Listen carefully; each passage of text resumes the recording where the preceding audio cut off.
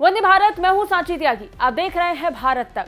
Tajikistan में कुछ समूह ऐसे हैं जो ताजिकिस्तान सरकार से गुस्सा हैं और इसे देखते हुए हिंसात्मक प्रयोग और प्रयास लगातार जारी हैं।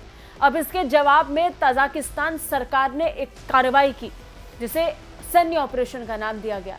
अब इस कार्रवाई के दौरान कई लोग मारे गए जिनमें बेगुनाह भी थे और साथ ही साथ वो आतंकी भी जिन्हें ताजिकिस्तान सरकार आतंकी बताती है। तजाकिस्तान सुरक्षा बलों ने पूर्वी तजाकिस्तान में एक ऑपरेशन के दौरान एक काफिले पर घात लगाकर हमला करने वाले 8 सरकार विरोधी आतंकवादियों को मार गिराया। ताजिक आंतरिक मंत्रालय ने बुधवार को ये जानकारी दी।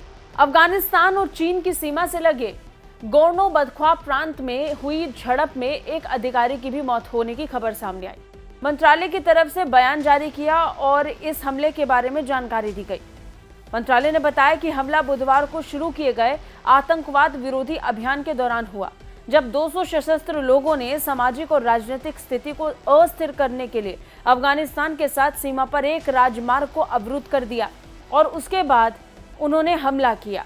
ऑपरेशन के परिणाम स्वरूप 8 आतंकवादी मारे गए, 11 घायल हुए और 70 से अधिक एक आतंकवादी समूह के सक्रिय सदस्यों को हिरासत में लिया गया।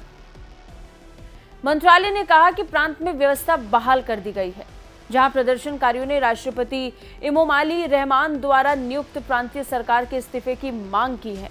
ये संघर्ष भी बीते लंबे वक्त से जारी है। लोगों के मन में तजाकिस्तान सरकार को लेकर गुस्सा है, जिसके बाद कुछ समूह इसे लेकर हिंसात्मक हो गए हैं और कई हमलों को अंजाम दे रहे हैं। अब इसके जवाब में सरकार ने मोर्चा खोल दिया है। बता दें, रहमोन 1994 से सत्ता में है और धीरे धीरे अपनी सत्ता को मजबूत कर रहे हैं। साथ ही अपने राजनीतिक प्रतिद्वंदियों और विपक्षी समूह को दरकिनार कर वो लगातार ऐसे एक्शन ले रहे हैं। जानकारी के मुताबिक पिछले साल प्रांतीय राजधानी खोरोग में प्रदर्शनकारियों और सुरक्षा बलों के बीच संघर्ष के बाद यह अभियान चलाया गया था, जिसमें एक प्रदर्शनकारी को पुलिस ने मार गिराया। साथ ही 2012 में गोर्नो बदख्वा में एक घरेलू सशस्त्र समूह और सरकारी बलों के बीच लड़ाई में दर्जनों लोग मारे गए थे।